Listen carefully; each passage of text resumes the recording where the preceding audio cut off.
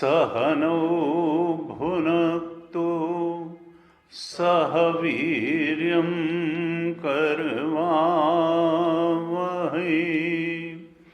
तेजस्विनावधीतमस्तु मा विद्विषावहै।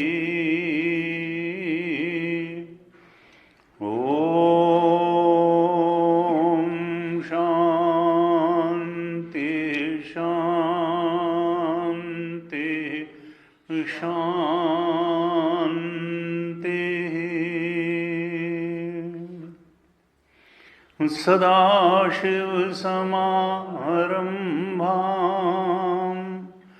शङ्कराचार्यमध्यमाम् अस्मदाचार्यपर्यन्तां वन्दे गुरुपरम्पराम्।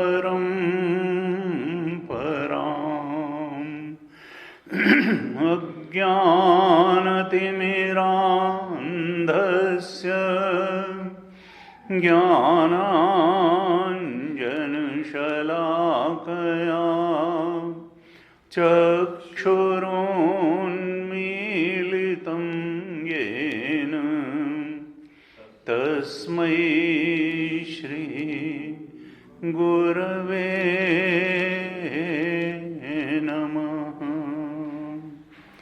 तस्मै श्री गुरवे नमः। ध्यान श्लोकों को पाठ करते हैं। ओम पार्थाय प्रतिबोधितां भगवता नारायणेन स्वयं व्यासेन ग्रथितां पुराणमुनिना मध्ये महाभारतम् अद्वैतामृतवर्षिणीं भगवतीम् अष्टादशाध्यायिनीम् अम्ब त्वामनुसन्दधामि भगवद्गीते भवद्वेषिणीम्। नमोऽस्तु ते व्यासविशालबुद्धे फुल्लारविन्दायतपत्रनेत्र येन त्वया भारततैलपूर्णः प्रज्वालितो ज्ञानमयः प्रदीपः प्रपन्नपारिजाताय स्तोत्रवेत्रैकपाणये ज्ञानमुद्राय कृष्णाय गीतामृतदुहे नमः। सर्वोपनिषदो गावो दोग्धा गोपालनन्दनः पार्थो वत्सः सुधीर्भोक्ता दुग्धं गीतामृतं महत् वसुदेवसुतं देवं कंसचाणूरमर्दनं देवकी परमानन्दं कृष्णं वन्दे जगद्गुरुं कृष्णं वन्दे जगद्गुरुं।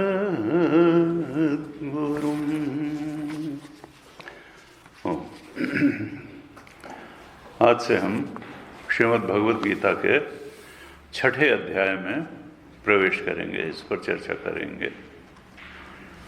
इस अध्याय में कुल 47 श्लोक हैं, 47 श्लोक हैं। ना बहुत बड़ा अध्याय है, ना बहुत छोटा अध्याय है। और जो वेदांत का एक सिद्धांत है कि उपदेश वाक्य जो वेदांत का है वो कहा जाता है तत्वमसि। तत्वमसि, दाउ आर्ट दैट। तुम जिसको खोज रहे हो वो तुम ही हो। अपने को ही खोज रहे हो संसार में, संसार में नहीं मिलेगा। अपने को ठीक तरह से खोज लो। तो खोज क्या रहे हो? परम सुख और चरम शांति ही तो खोज रहे हो। और वो सुख और शांति तुम्हारा स्वरूप है, वो तुम ही हो। लेकिन गलत तरीकों से गलत जगह खोज रहे हो, गलत चीजों में खोज रहे हो, इसलिए मिलती नहीं है। वेदांत कहता है कि तुम सबसे पहले अपने अंदर खोजो। त्वम का मतलब, जब कोई दूसरा गुरु कहेगा तो त्वम कहेगा, और हम समझेंगे तो अहम समझेंगे। इस त्वम पदार्थ का शोधन, यानी जहां जहां हमारी मैं बुद्धि बैठी है उसको ठीक तरह से समझ लिया जाए, शोधन कर लिया जाए, उसका परीक्षण कर लिया जाए, निरीक्षण कर लिया जाए। और जो जो मैं नहीं है और जिसको हम मैं मान के बैठे हैं उससे आसक्ति का त्याग कर दिया जाए। जैसे हम शरीर में मैं बुद्धि बना के बैठे हुए, तो धीरे से देख लें कि भाई शरीर वाकई मैं है कि नहीं है, मन बुद्धि विचार भावनाएं मैं हैं कि नहीं है। तो एक सिद्धांत वेदांत का यह भी है कि जो मेरा होता है वो मैं नहीं होता। मैं क्या है? जो मेरा होगा वो मैं कैसे हो जाएगा? ये घर मेरा है तो घर मैं थोड़े हूं, गाड़ी मेरी है तो मैं गाड़ी थोड़े हूं, ये कुंडल, ये चश्मा, ये वस्त्र मेरे हैं तो ये मैं थोड़े हूं। तो जो जो मेरा है वो तो मैं हो नहीं। ये शरीर तय कर लो कि मेरा है कि मैं है। अगर ये शरीर मेरा है और जो मेरा है वो एक दिन मिला भी है, वो एक दिन छूट भी जाएगा। मैं को छोड़ा नहीं जा सकता है। तो कौन सी चीज है जो छोड़ी नहीं जा सकती? ये शरीर छूट जाएगा, ये मन की भावनाएं भी बदल जाएंगी, बुद्धि के विचार भी बदल जाएंगे, सूक्ष्म शरीर भी परिवर्तित होने वाला है, बदलने वाला है। एक जैसा नहीं रहता तीनों कालों में, ये स्थूल भी नहीं रहता, कारण इच्छाएं भी बदल जाती हैं। तो कारण शरीर भी मैं नहीं हूं, वो भी मेरी इच्छा है, मैं इच्छा नहीं हूं, मैं इच्छा वाला हूं। मैं तो इच्छाओं से परे हूं। तो फिर मैं हूं क्या? इसका शोधन करना, इसको कहते हैं त्वम पदार्थ का शोधन। जब हम त्वम पदार्थ का, मैं का शोधन करते करते चलेंगे, मेरा से दूरी बनाएंगे, मेरा को भी ठीक से समझेंगे और फिर मेरा से आसक्ति का त्याग करेंगे, तो जो बचेगा, जिसका त्याग किया ही नहीं जा सकता है, वो मैं ही बचेगा, मैं का सच्चा स्वरूप बचेगा। ये जो मेरा है ये या तो अज्ञानजन्य है, उलझाने वाला है, और या अगर साधना में लगा करके मैं के शुद्ध स्वरूप तक पहुंचा दिया जाए तो ये साधन धाम भी बन जाता है। यही मेरा। लेकिन मैं जो हूं वो तो इस मेरा से अंतरंग हूं और इस मेरा का अधिष्ठान और प्रकाशक भी हूं। मैं तो तुम पदार्थ का कहा, तुम पदार्थ का शोधन कर लो और फिर तत्पदार्थ का भी शोधन कर लो। ये जो बाहर संसार दिखाई देता है इसका सच्चा स्वरूप क्या है? तो ये भी जो बदलने और मिटने, त्रिकालेति तिष्ठति इति सत्यम, जो तीनों कालों में रहे सत्य तो वही होता है। तो संसार का सत्य क्या है? संसार में कोई चीज है जो तीनों कालों में एक जैसी रही? सूरज मरी हैं, तारा मरी हैं, मरे वैद और रोगी, साधो ये मुर्दों का गांव। यहाँ कुछ जो है सब कुछ बदलने और मिटने वाला है, तो फिर ये सच्चा कैसे हो सकता है? तो फिर इसकी सच्चाई क्या है? तत्पदार्थ, इसको कहते हैं तत्पदार्थ। तत् त्वम असि, तत् का बाहर जो है जगत, इसका शोधन करते करते चलेंगे तो फिर इसका बनाने वाला, इसको सस्टेन करने वाला जो ईश्वर तत्व है वही सत्व निकलेगा। हैं विषय करण सुर जीव समेता, सकल एक ते एक सचेता, और तिनकर परम प्रकाशक जोई, राम अनादि अवधपति सोई। राम जी ही मिलेंगे, ईश्वर ही मिलेगा। ईश्वर ही जगत का उत्पन्न करता भी है, ईश्वर ही जगत का पालन करता भी है, और ईश्वर ही जगत का प्रलय करता भी है। 10वें अध्याय के 8वें श्लोक में भगवान ने कहा, अहम सर्वस्य प्रभवः मत्तः सर्वं प्रवर्तते। मैं ही सब कुछ की उत्पत्ति का कारण हूं। अहम सर्वस्य प्रभवः, मेरे से ही सब कुछ की उत्पत्ति होती है सारे जगत की। और मत्तः सर्वं प्रवर्तते, मैं ही सबका अधिष्ठान हूं, मैं ही सबका पोषण देने वाला हूं। इति मत्वा भजन्ते माम, ये जान करके मेरा भजन करते हैं, मेरा सेवन करते हैं, मेरा स्मरण करते हैं, मुझ में रमण करते हैं। कौन? जो बुद्धिमान है, बुधा भाव समन्विता, वो प्रेम पूर्वक मेरा भजन करते हैं, ये जानते हुए कि संसार आने जाने वाली सत्ता है, परमात्मा जो है वो शाश्वत सत्ता है, अधिष्ठान सत्ता है, प्रकाशक सत्ता है, वही संसार का आधार है, वही अधिष्ठान है, वही प्रकाशक है, वही सत्य है। ये जो भेद विभेद हैं ये तो सुपर इम्पोजिशन है, उसके ऊपर आने जाने वाले हैं। तो जीव भी सत्य नहीं है, शरीर भी सत्य नहीं। त्वम पदार्थ का शोधन करते करते हम जीव के सत्य तक पहुंच जाते हैं, और जगत के पदार्थ का शोधन करते करते, तत्पदार्थ का शोधन करते करते हम ईश्वर तत्व तक पहुंच जाते हैं। और फिर जो बाहर ईश्वर तत्व या ब्रह्म तत्व के रूप में मिला था, और अंदर जो आत्म तत्व के रूप में मिला था, हमारा अपना सत्य, तो अयम आत्मा ब्रह्म।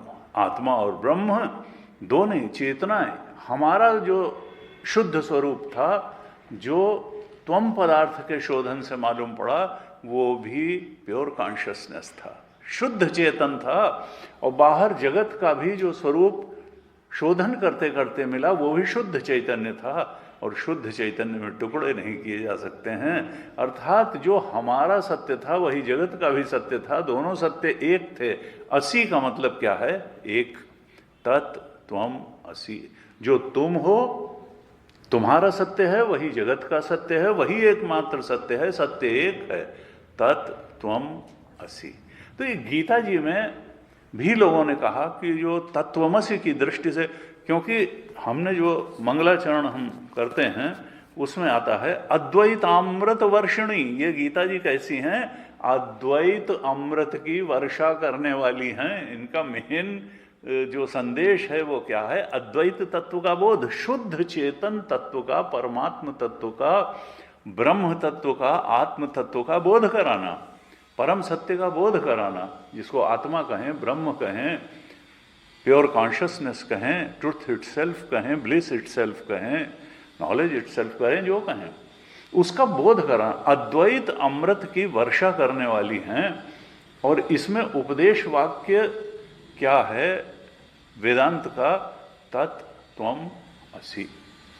जो तुम्हारा सत्य है वही जगत का सत्य है, वही एकमात्र सत्य है। इस बात को हे साधक तुम जान लो,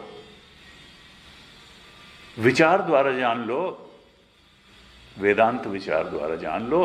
तो ये गीता जी को जब हम तत्वमसि के संदर्भ में ऋषियों ने देखा तो उन्होंने कहा कि जो गीता जी के प्रथम 6 अध्याय हैं वो त्वम पदार्थ का शोधन करते हैं, यानी हम क्या हैं, हमारा सत्य क्या है, इसका शोधन करते हैं। और उसके बाद के जो 6 अध्याय हैं, यानी 7 से 12 तक, वो तत्पदार्थ का शोधन कर, ईश्वर तत्व का शोधन करते हैं, जगत तत्व का शोधन करते हैं। इस जगत का स्वरूप क्या है, पंचभूत का सत्य क्या है, हैं? और वहां पर 7वें अध्याय में भगवान कहेंगे मत्तः परतरम नान्यत किंचिद अस्ति धनंजय, मुझसे परे कुछ नहीं है अर्जुन। 7:7 में कहा मयि सर्वमिदं प्रोतम सूत्रे मणिगणा, मुझ में ही ये सब जैसे धागे में मन के पिरोए हों, ऐसे ही ये जगत के भेद विधेद मुझे सूत्र सत्य है। जैसे पंजाबी लोगों में माला होती है तो सूत की ही माला, वो गांठें भी सूत की हैं, इसी तरीके से है इसके कण कण में सर्वम खलु इदं ब्रह्म।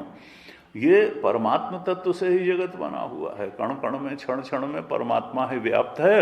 लेकिन अज्ञान के कारण हमको वो एक तत्व न दिखाई दे करके अनेक भेद दिखाई देते हैं और हम राग द्वेष में फंस करके दौड़ते रह जाते हैं।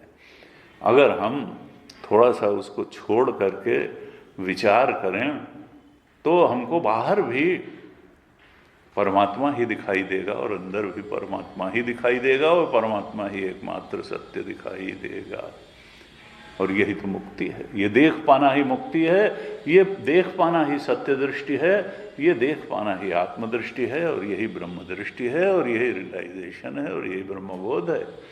तो ये जो 6 अध्याय हैं और बाद के 6 जो हैं वो 80 पदार्थ का दोनों में ऐक्य है। ऐसे 18 अध्यायों का ऋषियों ने कई बार वर्गीकरण किया कि प्रथम 6 त्वम पदार्थ का शोधन करते हैं, हमारा सत्य क्या है इस तक पहुंचाते हैं।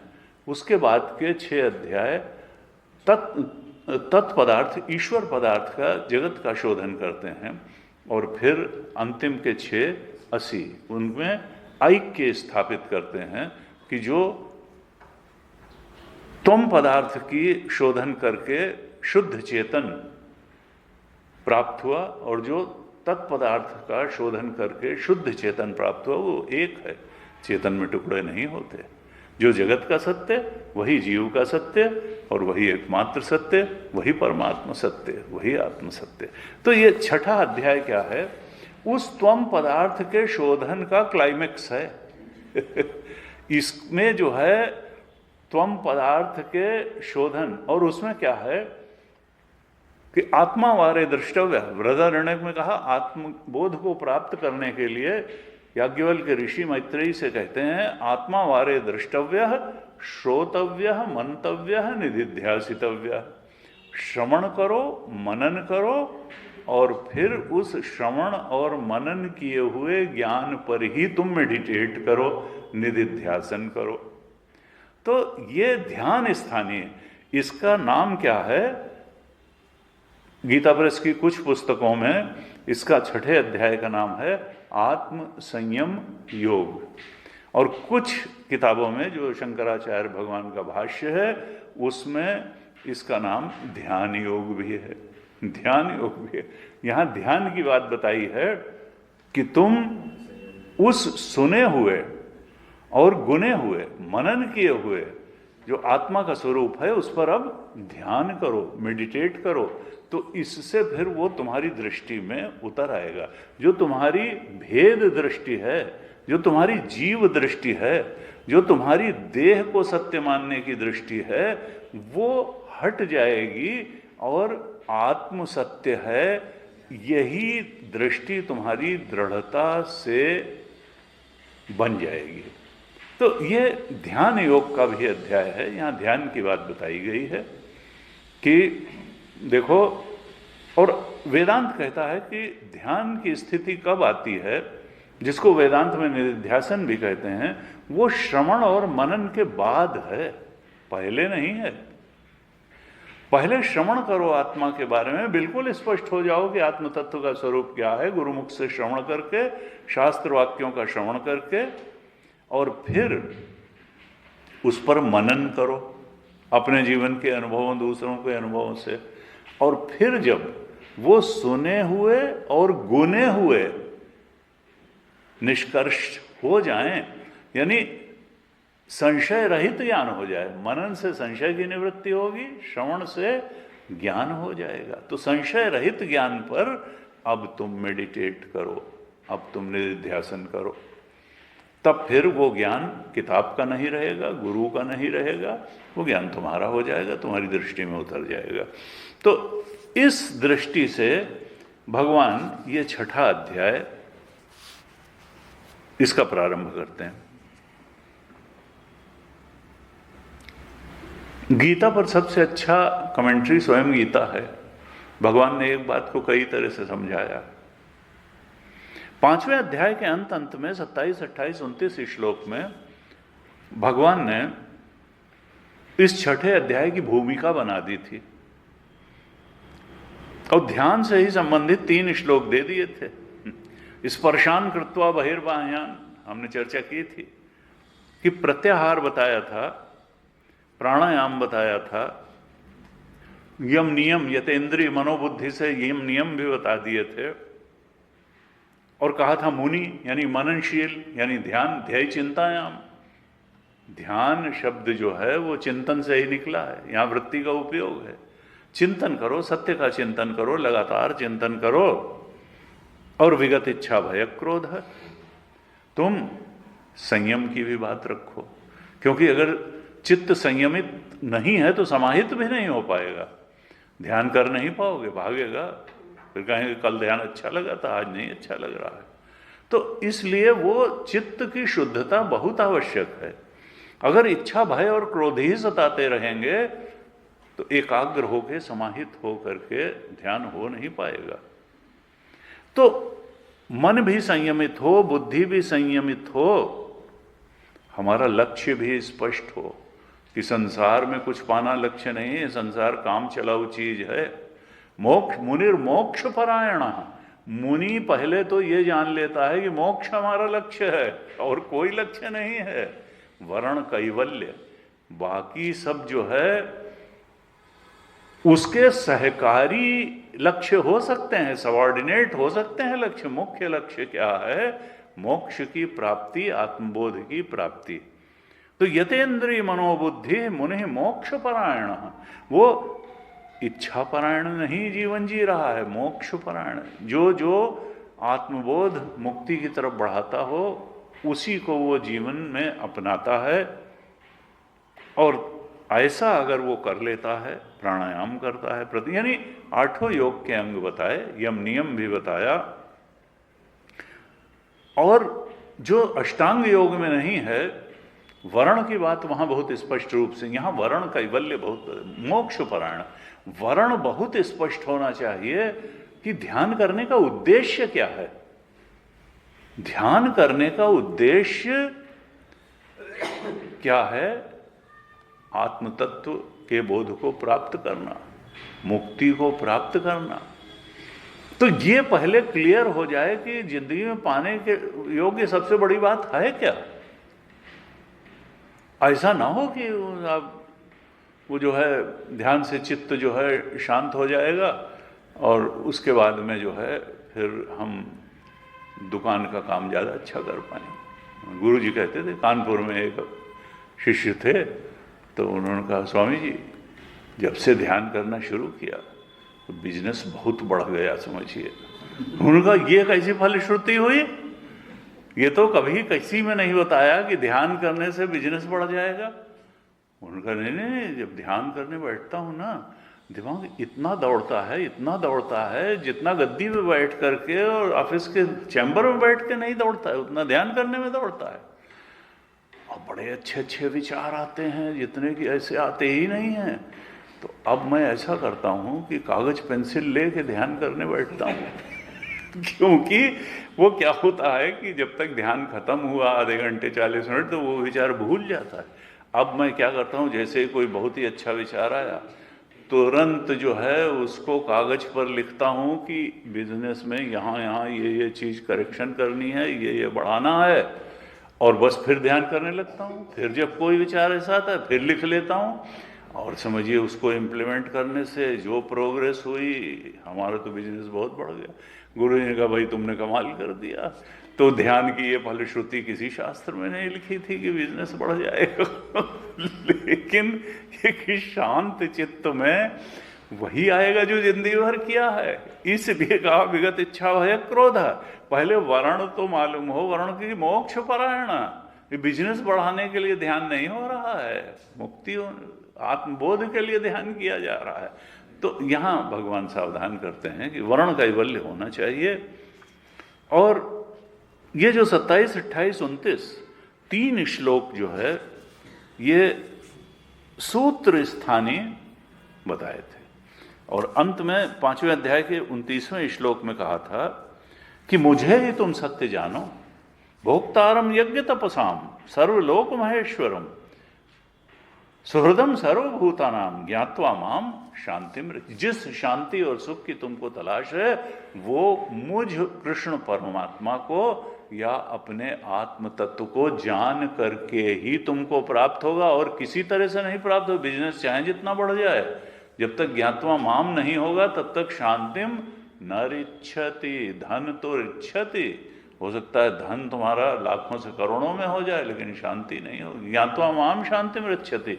इसलिए वर्ण बहुत स्पष्ट होना चाहिए कि वर्ण तो परमात्मा है, आत्मा है, ब्रह्म तत्व है। इस तरह से ये 3 सूत्र स्थानीय श्लोक 5वें अध्याय के अंत में कहने के बाद अब उसका वृत्ति स्थानीय यानी विवरण, विस्तृत विवरण 6ठे अध्याय में 47 श्लोक में भगवान करते हैं कि किस प्रकार से उस परम सत्य आत्म तत्व के बोध तक साधक पहुंच जाए।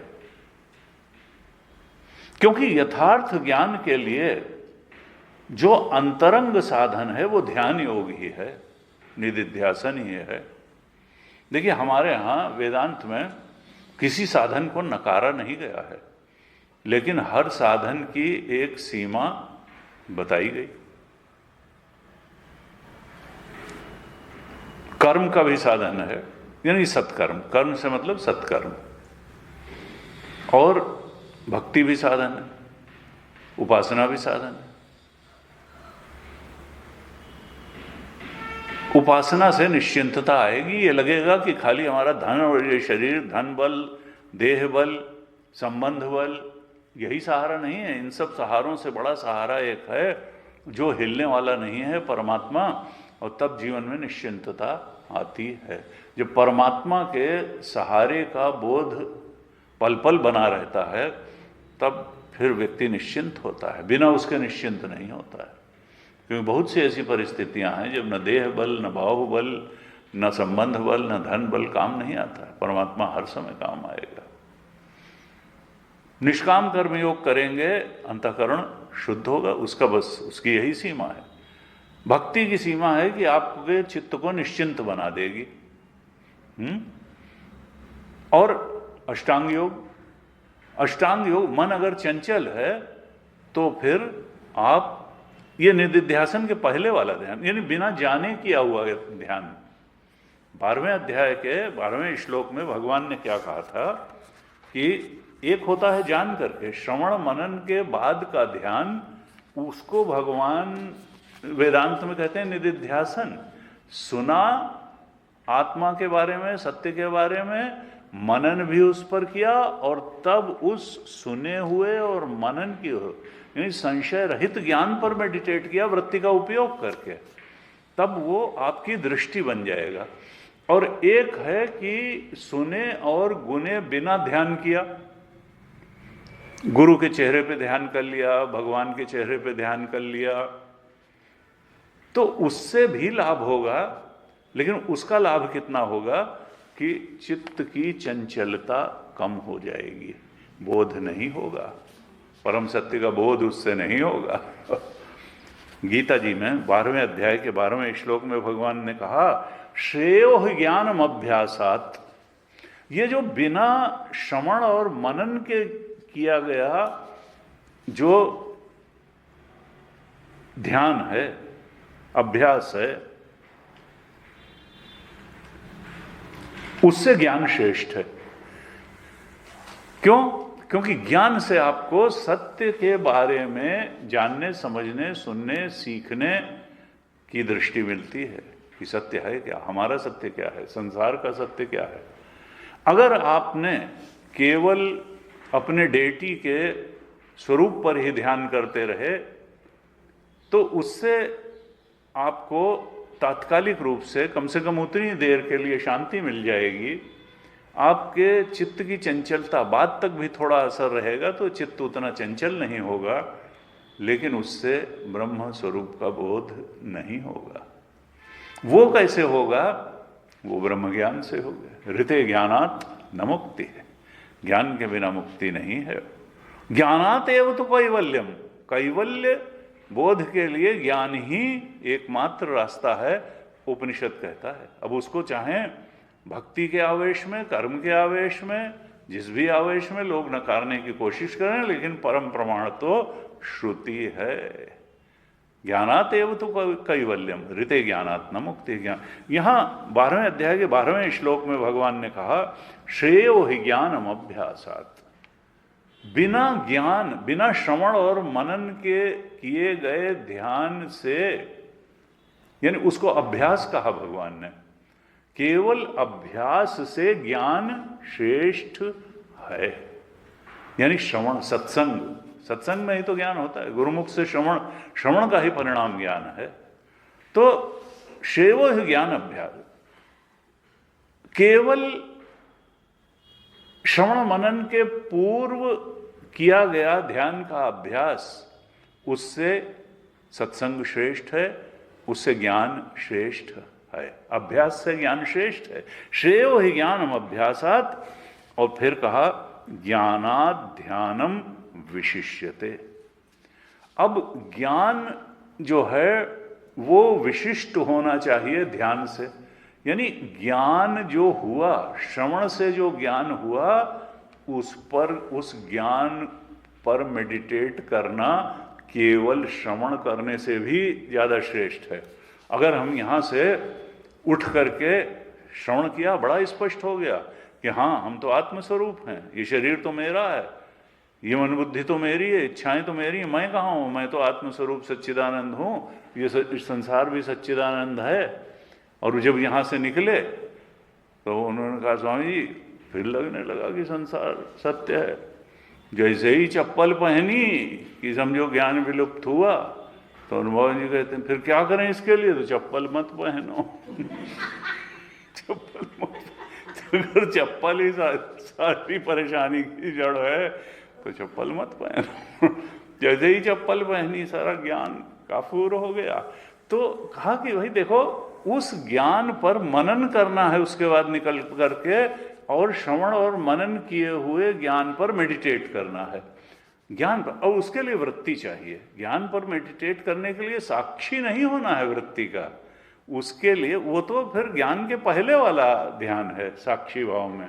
उसका भी लाभ है कि निश्चिंतता, थोड़ा जो है चंचलता नहीं आएगी, श्रवण भी ठीक तरह से होगा, मनन भी ठीक तरह से होगा, और वृत्ति का उपयोग करके जब ध्यान करेंगे निधिध्यासन, वो भी ठीक तरह से होगा। तो कहा, निधिध्यासन से संयुक्त जो ज्ञान है वो ज्ञान से भी श्रेष्ठ है। यानी हमको अभ्यास करें, वो भी अच्छी बात है, लेकिन अभ्यास से भी बेहतर है सत्संग, गुरुमुख से सत्य का श्रवण करके ज्ञान प्राप्त करना, और ज्ञान से भी श्रेष्ठ है उस ज्ञान पे मेडिटेट करना वृत्ति का उपयोग करके। और फिर कहा, ध्यानात् कर्म फल त्यागम। ध्यान से क्या होगा?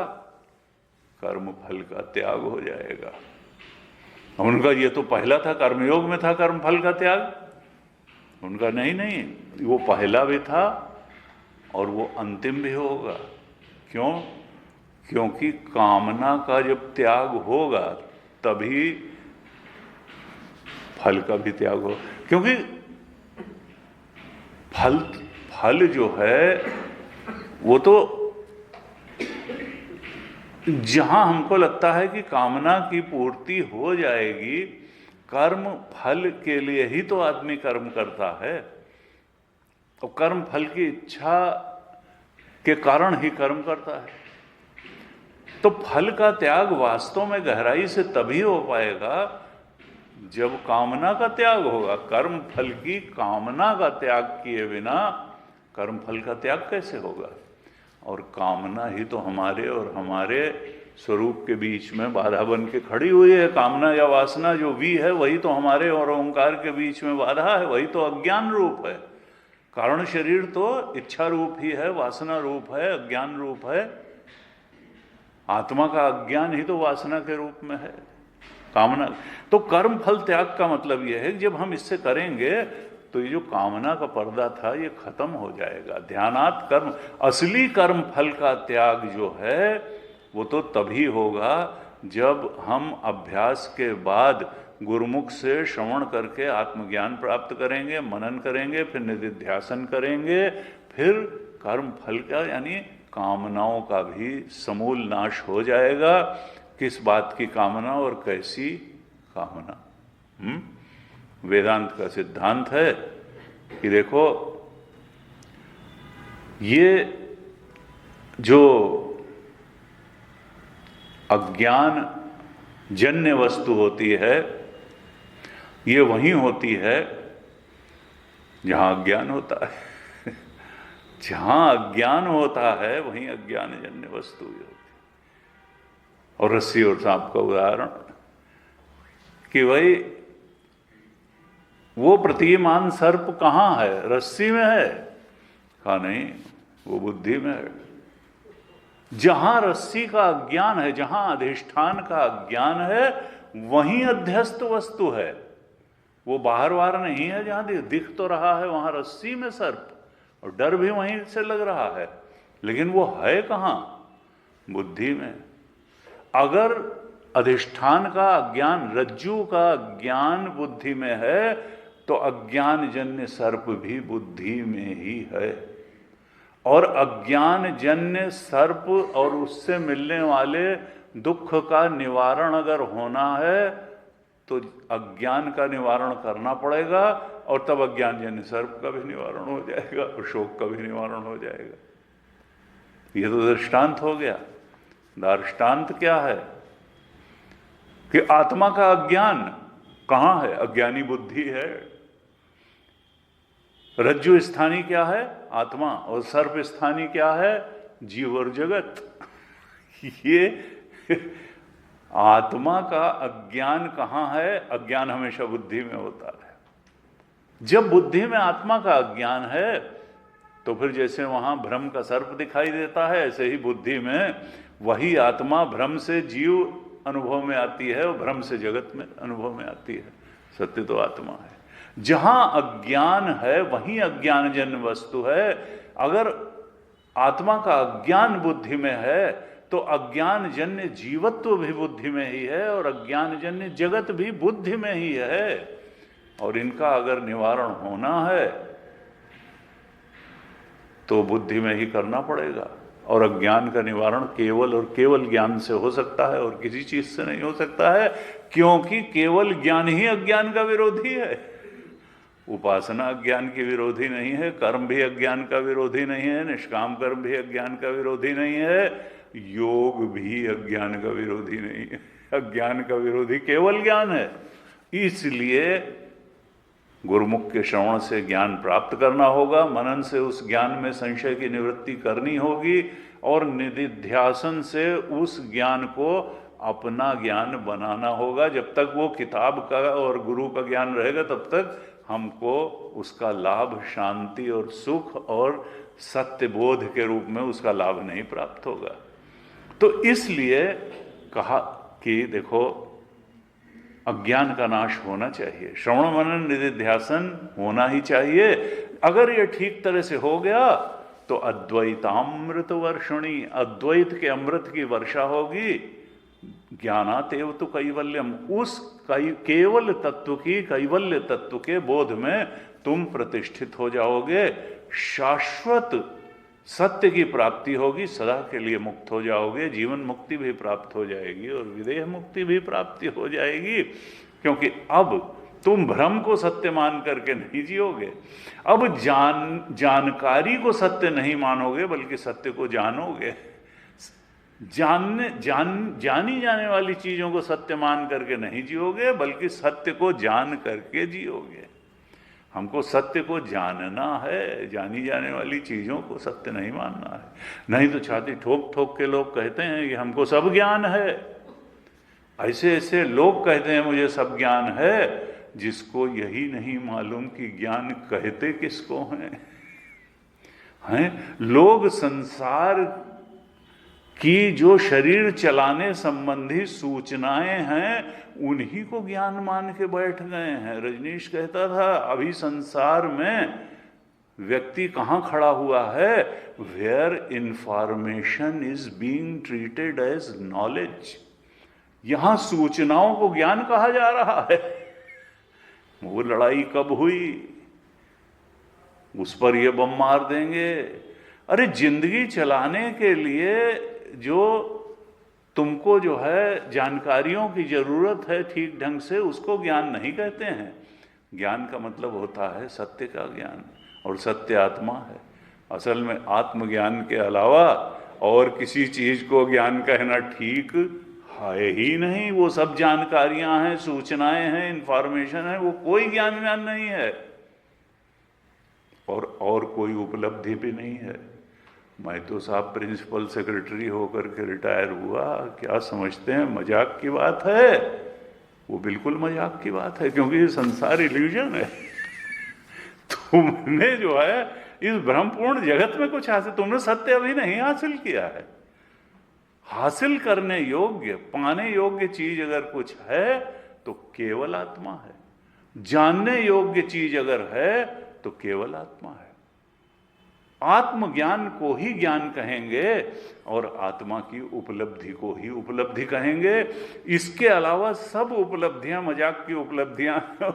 मजाक न भी कहें तो शरीर चलाने के लिए ठीक है, किसी ने ज्यादा अच्छे ढंग से चला लिया, किसी ने कम अच्छे ढंग से चला लिया, वो सब शरीर चलाने के लिए कुछ इकट्ठा की गई इंफॉर्मेशन है, जानकारियां हैं, सूचनाएं हैं।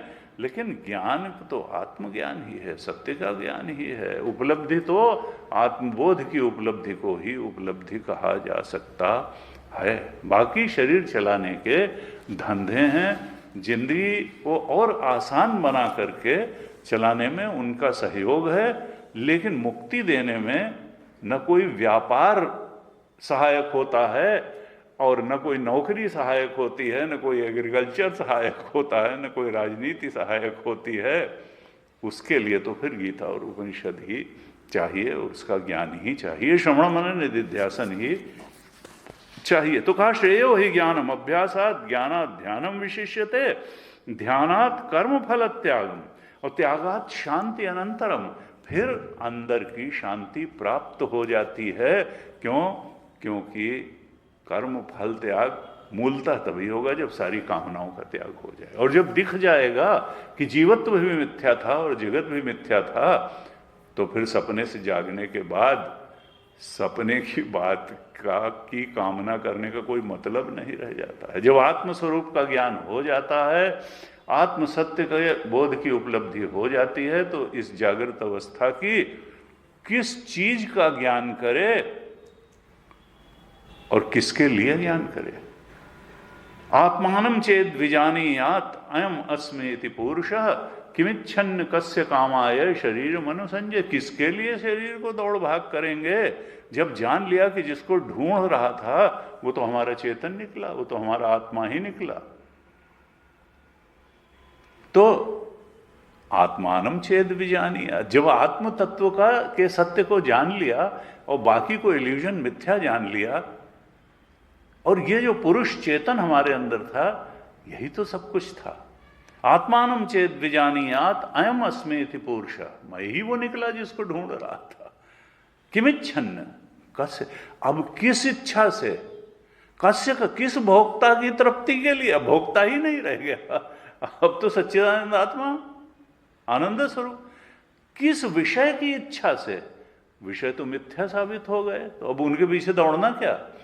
किमिच्छन, किस विषय की इच्छा से दौड़ भाग करेगा और किस भोक्ता की तृप्ति के लिए दौड़ भाग करेगा। तृप्ति का सागर तो अंदर ही मिल गया, तृप्ति स्वरूप आत्मा का बोध हो गया, विषय मिथ्या साबित हो गए। अब किस विषय की इच्छा से दौड़े और किस भोक्ता की तृप्ति के लिए दौड़े। किमिच्छन्न कस्य कामाय शरीर मनु, ये पागल की तरह शरीर को क्यों दौड़ाएगा संसार के विषयों के पीछे। तो इसलिए जो है कहा कि देखो, ज्ञात्वा माम शांतिम ऋच्छति, 5:29 में अंतिम यही था भगवान का उपदेश कि मुझे जान करके तुम शांति को प्राप्त कर लोगे। अब उस शांति को पाने की स्टेप वाइज जो है प्रक्रिया क्या होगी, ये 6ठे अध्याय में बताने वाले हैं। क्योंकि यथार्थ ज्ञान के लिए जो अंतरंग साधन है वो ध्यान योग है, और उसके लिए जो बहिरंग साधन है वो कर्म योग है। उस परम सत्य आत्म तत्व के बोध के लिए बाहर क्या करना है, कर्म को कर्मयोग बना लेना है। और अंतरंग साधन क्या है, हमको ध्यान योग की शरण में जाना है। गीता में, पूरी गीता में यही 2 बातें कही गई हैं, कर्मयोग और ध्यान योग। कर्म योग जो है अपने कर्म को इच्छा प्रेरित न रख करके प्रभु प्रेरित बना दो, ईश्वरार्पित कर दो। इच्छार्पित कर्म कीजिए है ईश्वरार्पित। हनुमान जी बन जाओ भगवान के। जिम अमोघ रघुपति कर बाना, यही भांति चलो हनुमाना। वो भगवान के बाण बन गए, भगवान के बाण बन करके जी रहे हैं हनुमान जी। और बाण में जो गति होती है वो धनुर्धर की होती है, दिशा भी धनुर्धर की होती है और लक्ष्य भी धनुर्धर का होता है। भगवान ने ही उनमें ऊर्जा भरी है, भगवान का ही लक्ष्य जो है वो हनुमान जी का लक्ष्य है, और वो किस दिशा में जाएगा उसका निर्धारण भी भगवान का ही है। उनका अपना कोई एजेंडा ही नहीं है, भगवान का जो एजेंडा है वही हनुमान जी का है, और जो भगवान की ताकत है फिर वो हनुमान जी की ताकत है जो भगवान ने दिशा दी है। तो ईश्वरार्पित कर्म करना, इच्छार्पित कर्म न करना। हनुमान न होते अगर उन्होंने इच्छार्पित कर्म किया होता, कि महाराज सीता का पता तो लगा ही आए, लेकिन देखिए सोने की लंका थी तो थोड़ा मणि माणिक यहाँ अपना खोस लिए, 8-10 हार भी पहन लिए, तो इसमें किसी का कुछ घट तो गया नहीं, लेकिन ले आए ना, कुछ नहीं, केवल माता सीता का चूड़ामणि के अलावा धेला कुछ लेकर के नहीं आए, जला के और आ गए सोने की लंका। क्यों? क्योंकि राम जी का, राम काज कीन्हे बिना मोहि कहाँ विश्राम। कहीं कोई रेस्ट नहीं, कहीं कुछ नहीं, भगवान के ही आदेश का पालन। ये है कर्मयोग। ईश्वर ऐसा करेंगे अंतःकरण शुद्ध से शुद्ध होता चला जाएगा, तो यथार्थ ज्ञान प्राप्त कर लें। और यथार्थ आत्मा ही है, उसको परमात्मा कहें, आत्मा कहें, ब्रह्म कहें, स्वरूप कहें। तो यथार्थ ज्ञान प्राप्त करने के लिए जो बहिरंग साधन है वो है कर्मयोग। और कर्मयोग ईश्वरार्पित कर्म वही कर पाएगा जिसकी भगवान में निष्ठा होगी, नहीं तो वो ईश्वर अर्पित कर्म करेगा ही क्यों। इसलिए जो बाहर से कर्मयोग है वो अंदर से भक्ति योग है। जब तक भगवान में दृढ़ निष्ठा नहीं होगी, भगवान के प्रति ये मन और बुद्धि पूरी तरह से समर्पित और शरणागत नहीं होगी, तब तक उसको न तो डिवाइन डिक्टेट क्या है ये समझ में आएगा और न वो ईश्वर अर्पित कर्म कर पाएगा। वो तो इच्छाओं को ही भगवान के सामने भी पेश करता रहेगा। भगवान अब ये इच्छा पूरी कर दो, भगवान अब ये इच्छा पूरी कर दो। भगवान को भी इच्छा पूरी करने का एक साधन बना के रख देगा। भगवान की इच्छा नहीं पूरी करेगा, भगवान के काम को नहीं करेगा, ईश्वर का कर्म करने का उपकरण नहीं बनेगा। कहते ना कर्मयोग जो है कर्ता भाव की जो है करण भाव में आ जाना। करण का मतलब उपकरण। You must be a tool for divinity. गुरुदेव ज्ञान प्राप्त करने के बाद डिवाइन डिक्टेट को इंप्लीमेंट करने के ये 3 शरीर टूल हो गए, उपकरण हो गए, कर्ता नहीं रह गया। इच्छा पूरी करने वाला कर्ता नहीं है, कर्ता भोक्ता जीव नहीं रह गया, कारण हो गया, भगवान का उपकरण हो गया। परमात्मा की बांसुरी बन जाओ, उसमें आवाज परमात्मा की निकले, बांसुरी तुम हो, तुम्हारे ये तीनों शरीर बांसुरी बन जाए परमात्मा की आवाज की आपको अभिव्यक्ति देने के लिए। और तभी संतों ने इतना महान कार्य कर पाया, क्योंकि वो परमात्मा की बांसुरी बन गए। तब परमात्मा की शक्ति भी आ गई और परमात्मा का ही दिया हुआ लक्ष्य वो प्राप्त करने में समर्थ हुए। नहीं तो साधारण शक्ति से इतने बड़े काम होते नहीं हैं। रहीमन छोटे नरन ते होत बड़े नहीं काम, और मढ़त नगाड़ा ना बने चूहे के रे चाम। चूहे के चमड़ी से नगाड़े नहीं मढ़े जाते हैं। तो बड़ा नर कब बनता है? जब वो परमात्मा का उपकरण बनता है, परमात्मा की बांसुरी बनता है, उसमें संगीत परमात्मा का गूंजता है। तब फिर इसी राग द्वेष के, इसी एक नोट खसोट करने वाले संसार में वो एक्सेल कर जाता है। यही लोग जो लगता है कि एक दूसरे की टांग खींचने में लगे हैं, वो उसी के लिए सहारा बन जाते हैं, सहायक बन जाते हैं। तब विवेकानंद कोई बहुत बड़े घर के व्यक्ति नहीं थे, घर चलाना मुश्किल था उनके पिताजी को, लेकिन अमेरिका चले गए। कोई न कोई जरिया भगवान बना देता है। और इतना बड़ा काम कर डाला उन्होंने जाकर के। तो मानवता के लिए कोई जो है, उन्होंने क्षेत्रवाद और उसकी बात नहीं की, मानवता के कल्याण की बात की, और सब ने उनको एक्सेप्ट कर लिया। तो यहां कहा कि देखो, जो यथार्थ ज्ञान है उसको पाने के लिए जो बहिरंग साधन है वो है कर्मयोग, जो अंदर से भक्ति योग भी है, और जो अंतरंग साधन है वो है ध्यान योग। और बस इसी की बात इस 6ठे अध्याय में की गई है। कर्मयोग की बात तो बहुत थोड़ी है, वो तो कर चुके। 5वें अध्याय में भी कर्मयोग के कम ही श्लोक थे, 9, 10, 11 श्लोक थे। ब्रह्मणि आधाय कर्माणि संगम त्यक्त्वा करोति यः लिप्यतेन स पापेन पद्मपत्रमेव अम्भसा, ऐसे से कुछ श्लोक थे। युक्तः कर्म फलम त्यक्त्वा शांतिमाप्नोति नैष्ठिकीम अयुक्तः काम कारेण फले सक्तो निबध्यते। जो परमात्मा से जुड़ के काम नहीं करेगा, कामना के वशीभूत होकर के काम करेगा, तो वो अयुक्तः काम कारेण फले सक्तो, फल की आसक्ति से काम करेगा, तो वो क्या है, बंधन में पड़ जाएगा। और युक्त कर्म फलम त्यक्त्वा शांति में, वो नैष्ठिकी शांति प्राप्त कर लेगा अगर भगवान से जुड़ के काम करेगा। अयुक्त काम कारेण फले सक्तो निबध्यते, वो बंधन में पड़ेगा। तो गीता का स्पष्ट बहुत संदेश है कि यथार्थ ज्ञान पाना है। वर्ण हमको बिल्कुल स्पष्ट होना चाहिए, वर्ण कैवल्य होना चाहिए, बाकी सब चीज़ें उसकी सहायक हैं। उसके लिए शरीर को ठीक रखना है तो शरीर को ठीक रखना है, उसके लिए फाइनेंशियल अरेंजमेंट भी करना है तो बस उतना करना है। ये नहीं कि धन को ही लक्ष्य बना लिया, शरीर को ही लक्ष्य बना लिया, या संबंध को ही लक्ष्य बना लिया, कुछ नहीं। मुख्य लक्ष्य वर्ण क्या है? परम सत्य का बोध, आत्म तत्व का बोध। इसी की व्याख्या रूप ये 6ठा अध्याय है।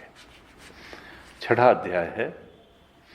इसमें सावधान करते हैं। गुरु जी कहते थे कि और लोगों को ये बात बिल्कुल पसंद नहीं आती समाज में। वो अपराधी को बर्दाश्त कर लेंगे, वो शराब पीने वाले को बर्दाश्त कर लेंगे, वो जुआ खेलने वाले को बर्दाश्त कर लेंगे, सत्संग में जाने वाले को बर्दाश्त करना बड़ा मुश्किल हो जाता है समाज के लिए। कि उनका कहाँ जा रहे हो, कहाँ बिगड़ रहे हो, दोपहर में ताश खेलना चाहिए तो जाके सत्संग में बैठे हुए हो। ऐसे ऐसे जो है नहीं, लोगों को बड़ी परेशानी हो जाती है। क्यों?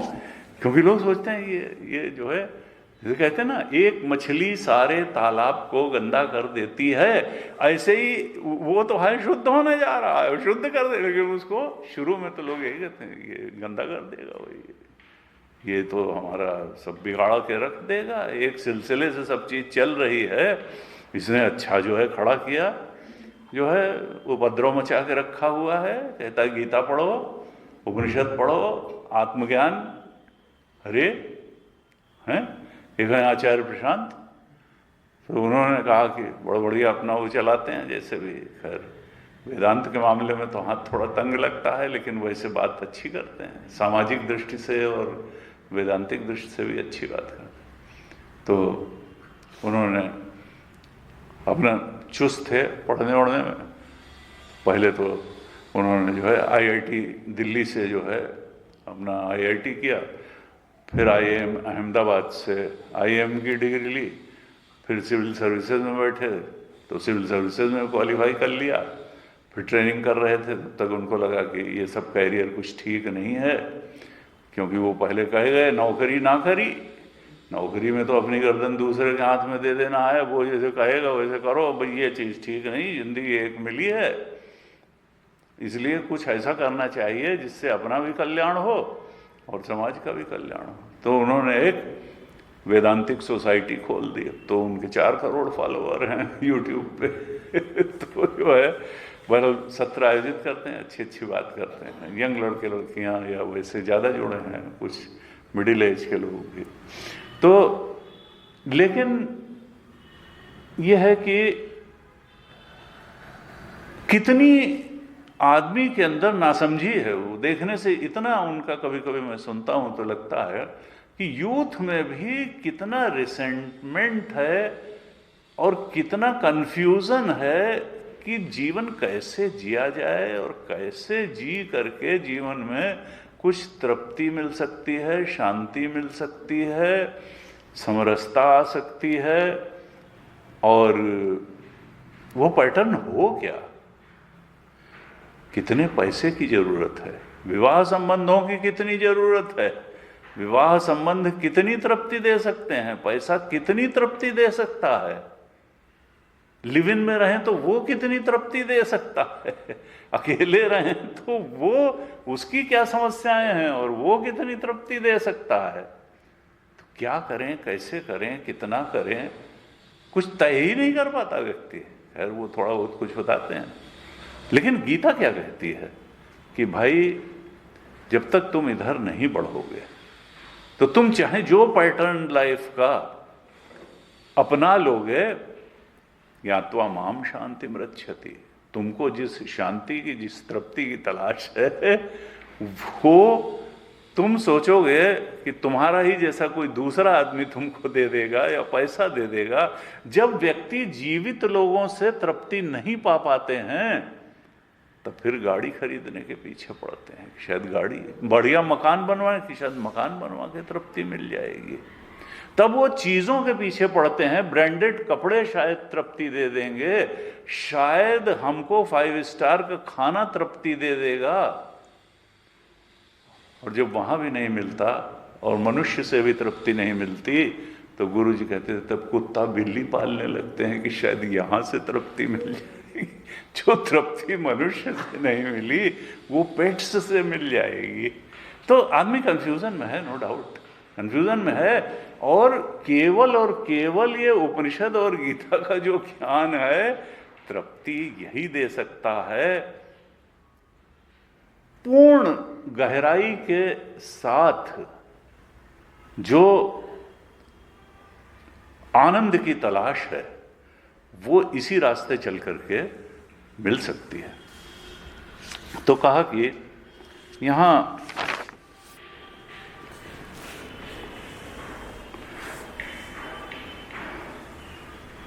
थोड़ा श्लोकों का पाठ कर लेते हैं, उसके बाद जो है फिर हम, अच्छा आज तो 5 हुए, तो 6ठे अध्याय के थोड़े श्लोकों का पाठ करते हैं, फिर चर्चा करते हैं। आप दोहराइएगा। अथ 6ठोऽध्यायः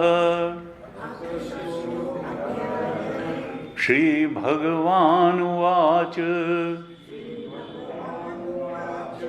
अनाश्रितः कर्मफलम् कार्यं कर्म करोति यः स सन्न्यासी च योगी च न निरग्निर्न चाक्रियः यं सन्न्यासमिति प्राहुः योगं तं विद्धि पाण्डव न हि असन्न्यस्त संकल्पः योगी भवति कश्चन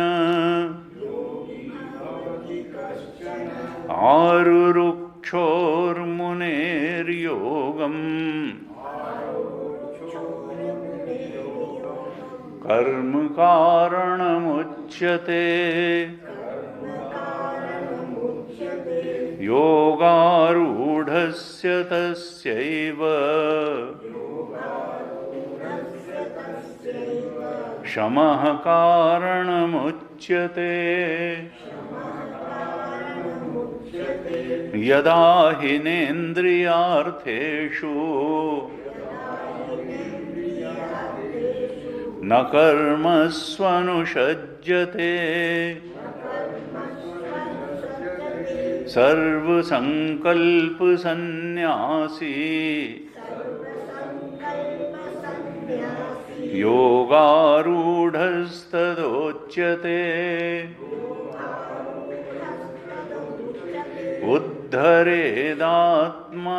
उद्धरेदात्मनात्मानम्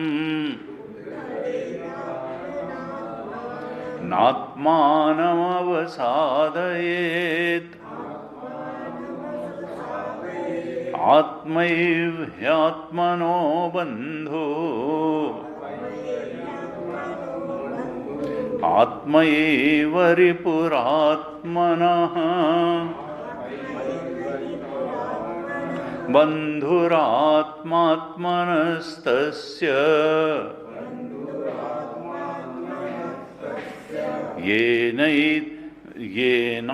येनात्मैवात्मना जितः अनात्मनस्तु शत्रुत्वे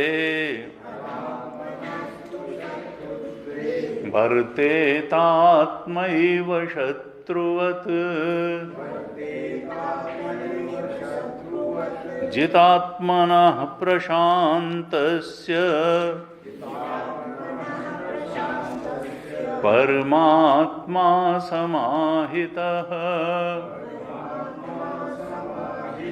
शीतोष्णसुखदुःखेषु तथा मानापमानयोः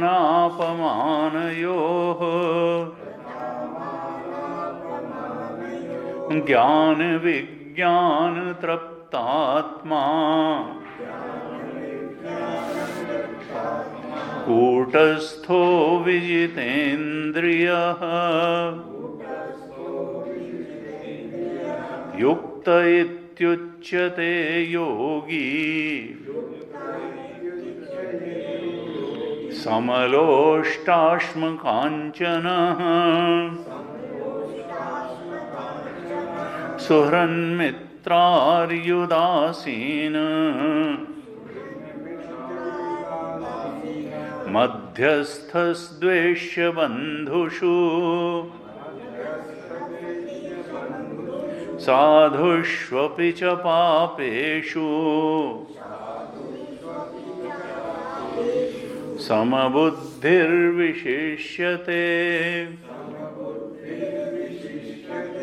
समबुद्धिर्विशिष्यते।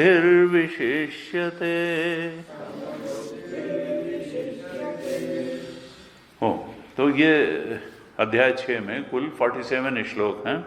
हमने अभी 9 श्लोकों का पाठ किया। तो इसमें विषय का विभाजन कुछ इस प्रकार है कि पहले श्लोक से लेकर के और 6ठे श्लोक तक तो भगवान ने कर्म योग को ध्यान योग के साधन, बहिरंग साधन के रूप में बताया 1 से 6 श्लोक तक कि कर्म योग जो है उसमें जब व्यक्ति दृढ़ता से स्थित हो जाता है, ठीक तरह से कर्म योग कर लेता है, तब वो ध्यान योग का अधिकारी हो जाता है। यानी कर्म योग उपाय है और ध्यान योग उपेय है। लक्ष्य है ध्यान योग तक पहुंचना, लेकिन अगर हमने कर्म योग ठीक से नहीं किया तो ध्यान योग की अधिकारित्व, अर्हता, कैपेबिलिटी हम पा नहीं पाएंगे। तो इसलिए कर्म योग बहुत आवश्यक है। तो ये बात भगवान 1 से 6 श्लोक तक बताते हैं कि कर्म योग जो है वो ध्यान योग का साधन है और बहिरंग साधन है, क्योंकि कर्म तो बाहर किया जाता है और ध्यान अंदर किया जाता है। तो क्या भगवान कहना कि कर्म योग ठीक तरह से करने के बाद ही साधक ज्ञान योग की या ध्यान योग की, क्योंकि ध्यान से ही ज्ञान होगा, निधिध्यासन से यथार्थ ज्ञान, तो कर्म योग से ही ज्ञान पाने की सामर्थ्य जो है साधक के अंदर आती है। यहां पर जो हमने अभी किया तो तीसरे श्लोक में भगवान कहते हैं आरुरुक्षो मुनेर योगम।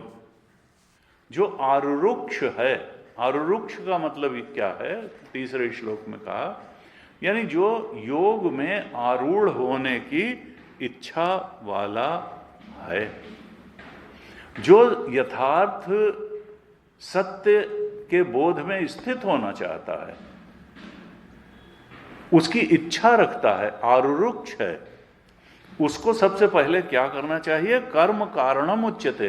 कारण का मतलब यहां क्या है? साधन। उसके लिए कर्मयोग ही साधन है। अगर योग के क्षेत्र में कोई प्रवेश करना चाहता है, सत्य के बोध की तरफ बढ़ना चाहता है, तो उसके लिए प्रथम साधन कौन सा है? कर्म। कर्म ही साधन है। और उसके बाद जब कर्म ठीक से कर लिया तो उसका चित्त शांत हो गया, उसका निर्मल हो गया, भागता नहीं है इधर उधर विषय के पीछे। कर्म योग करते करते जो चित्त की प्रशांत दशा थी उसको उपलब्ध हो गई। अब इस प्रशांत चित्त का निवेश कहाँ करना है? श्रवण मनन निधिध्यासन में, सत्संग में, शास्त्र के ज्ञान में, गुरु द्वारा दिए गए उपदेशों में। यानी तो कहा योगारूढ़। अब वो योगारूढ़ हो गया। जब कर्मयोग की पराकाष्ठा उसने प्राप्त कर ली, बिल्कुल ठीक तरह से कर्मयोग कर लिया, तो उसकी स्थिति क्या हुई कि अब आसक्त नहीं रह गया। दूसरे अध्याय के 52 श्लोक में कर्मयोग की पराकाष्ठा का श्लोक है 252। वहां क्या कहा था कि 252 में भगवान कहते हैं यदा ते मोह कलिलम बुद्धिर व्यतितरिष्यति। ये जो मोह का कीचड़ है, क्योंकि आसक्ति है इच्छाओं से ही, तो विक्षेप का कारण क्या होता है? मन के इच्छाएं। इच्छाएं ही तो मन में उद्वेलन पैदा करती हैं, विक्षेप पैदा करती हैं कि चलो हमको पूरा करो। और कर्मयोगी क्या करता है? वो तो ईश्वरार्पित कर्म करेगा। इन इच्छाओं को धीरे धीरे बैक में करना शुरू करता है, तो इच्छाएं धीरे धीरे दबते दबते समाप्त हो जाती हैं। अब तो परमात्मा ही विराज जाते हैं। परमात्मा शांति विराज जाती है। तो ये जो इच्छाओं का कीचड़ था, वासनाओं का कीचड़ था, उसके पार चला जाता है कर्मयोगी। यदा ते मोह कलिलम, और यही अज्ञान रूप भी है वासना। तो अज्ञान के कीचड़ से, मोह के कीचड़ से, आसक्ति के कीचड़ से, वासनाओं के कीचड़ से, इच्छाओं के कीचड़ से उसका मन शुद्ध हो जाता है। यदा ते मोह, उसकी बुद्धि निर्मल हो जाती है। यदा ते मोह कलिलम बुद्धिर व्यतितरिष्यति, बहुत अच्छे ढंग से पार हो जाती है मोह के कीचड़ से। तदा गंतासि निर्वेदम, अब वो उसके मोह के कीचड़ की जगह, इच्छाओं के कालुष्य की जगह, वासनाओं के कालुष्य की जगह उसके हृदय में क्या है? वैराग्य उसके में आ जाता है। अब संसार से आसक्ति नहीं रही, अब आत्मबोध की तरफ बढ़ने के लिए चित्त बिल्कुल स्वच्छ, निर्मल, पवित्र है, और वो एकाग्र हो सकता है श्रवण मनन निधिध्यासन में। तदा गंतासि निर्वेदम, अब वो उसकी चरम उपलब्धि क्या हो गई कि वैराग्य से भर गया चित्त। श्रोतव किस किस चीज के? सुने हुए और भोगे हुए दोनों ही विषयों के से वैराग्य हो गया। कि जो भोगा था वो भी कुछ, उससे भी कुछ नहीं मिला था, और जो सुने हुए हैं अमेरिका के सुख और स्वर्ग के सुख और फलाने लोक के सुख, वहाँ भी कुछ धरा नहीं है, क्योंकि वहाँ भी भोक्ता भोग्य का संबंध होगा, और जब तक कैवल्य नहीं है तब तक शांति मिलेगी नहीं। भोक्ता भोग्य के ये जहाँ द्वैत है, द्वितीयात भयम भवति, वहाँ भय के अलावा कुछ नहीं मिलेगा, तृप्ति के अलावा। तो ये कहा कि आरुरुक्षो मुनेर योगम कर्म कारण मुच्यते, जो आरुरुक्ष योग में आरूढ़ होने की इच्छा वाला है उसके लिए कर्मयोग ही साधन है। और योगारूढ़ जो निर्वेद को प्राप्त हो गया, योग में आरूढ़ हो गया, कर्मयोग की पराकाष्ठा निर्वेद, प्रशांत चित्त जिसको उपलब्ध हो गया, योगारूढ़ से तस्यैव शमः कारणम उच्यते, उसके लिए अब साधना क्या रह गई? श्रवण मनन निधिध्यासन। शमः, शमः का मतलब यहाँ मनोनिग्रह नहीं है, बल्कि शमः का मतलब है आत्मचिंतन रूप निधिध्यासन। अब निधिध्यासन की ही साधना वो करेगा, श्रवण मनन निधिध्यासन की साधना करेगा, तो शमः आत्मचिंतन रूप निधिध्यासन ही उसके लिए साधना अब बची। तो पहले क्या करना है? पहले तो आरुरुक्ष वर्ण कैवल्य हो, कि हमको योग में आरूढ़ होने की इच्छा तो कम से कम पैदा हो, संसार की तो इच्छा न रहे। फिर हमको क्या करना है? कर्मयोग, कर्म कारण, कारण माने साधन। और फिर जब योगारूढ़ हो गया, आरुरुक्ष कर्मयोग करते करते योगारूढ़ हो गया, तब फिर योगारूढ़ जो है वो अब निधिध्यासन करके, ध्यान योग में उतर करके फिर यहाँ तक पहुँच जाएगा। तो भगवान क्या कहना चाहते हैं कि देखो, तुम मनुष्य हो और तुम क्या करो कि कर्म फल अनाश्रिता, पहले ही श्लोक में कहा अनाश्रिता कर्म फलम कार्यम कर्म करोति। कर्म फल पर आश्रित होकर के मत रहो, यानी कामना, कर्म फल तो कामना से ही तो कर्म का फल चाहता है, यानी कामनाश्रित जीवन मत जियो। अनाश्रिता कर्म फलम, हम कर्म फल पर आश्रित होकर के जीवन जीते हैं। कहते हैं ये जिंदगी जीने का ठीक तरीका नहीं है। तुम परमात्मा पर आश्रित होकर के, आत्मबोध की इच्छा जो है उस वर्ण पर आश्रित होकर के जीवन जियो, कर्म फल पर आश्रित होकर के मत जियो। अनाश्रितः कर्म फलम, और तब क्या करो? कार्यम कर्म, निषिद्ध कर्म मत करो, क्योंकि इच्छा जब बहुत ज्यादा तुमको विक्षेपग्रस्त करेगी तो ये अधर्म के रास्ते से भी तुमको कहेगी इच्छा पूरी कर लेना ठीक है। कार्यम कर्म करो, जो तुम्हारे लिए कर्तव्य कर्म है उसी को करो, और फल पर आश्रित हुए बिना करो, यानी ईश्वर पर आश्रित होकर के करो। और ऐसा अगर तुम कर लेते हो तो भगवान कहते हैं स सन्यासी च योगी च, वही सन्यासी है और वही योगी है। जो हमारे यहाँ परंपरा से कहा जाता है, न निरग्नि न चाक्रिया है, कि भाई सन्यासी आहुति नहीं देता है, अपना खाना खुद नहीं पकाता है, अग्नि से दूर रहता है। निरग्नि कहते हैं ना सन्यासी को, कि सन्यासी जो है वो उसके लिए अब केवल श्रवण मनन निधिध्यासन और गुरु की सेवा और सत्संग यही है। वो भिक्षा मांग करके इसीलिए वो खाएगा, वो क्योंकि इसलिए वो है कि जिससे उसका समय पूरा का पूरा अपने श्रवण मनन निधिध्यासन में लग सके। तो वो समय बचाने की, वो आलसी बनाने की तकनीक नहीं है। गुरु कहते एकांत को रचनात्मक बनाना बड़ा कठिन काम है। एकांत में नहीं तो मन जो है वो जाने कहाँ कहाँ उड़ेगा और जाएगा, आपको परेशान करके रख देगा। तो इसीलिए जब कर्म योग करेंगे, निर्वेद हो जाएगा, तब फिर आप योगारूढ़ हो करके ससन्यासी च योगी च, जो कर्म फल पर अनाश्रित हो करके निष्काम कर्म ही करता है, ईश्वरार्पित कर्म ही करता है, ससन्या, उसको योगी भी कह सकते हो, उसको सन्यासी भी कह सकते हो। केवल जो अग्नि से दूर हो गया, कपड़ा जिसने पहन लिया, नाम बदल लिया, उसको योगी सन्यासी ने कि निष्काम कर्म भी नहीं किया, श्रवण मनन निधिध्यासन भी नहीं किया, तो वो न योगी है न सन्यासी है। वो खाली भिक्षावृत्ति से आलसी की तरीके से पड़ा हुआ है। गुरु जी कहते थे ऐसे ऐसे हैं, मतलब कि पता लगा कि साधु बन गए हैं तो नहाएं क्यों, साधु बन गए हैं तो साफ कपड़ा क्यों पहने, साधु बन गए हैं तो प्रेस किया हुआ कपड़ा क्यों पहने। उनका ऐसे ऐसे लगते कि जो है और कुछ नहीं।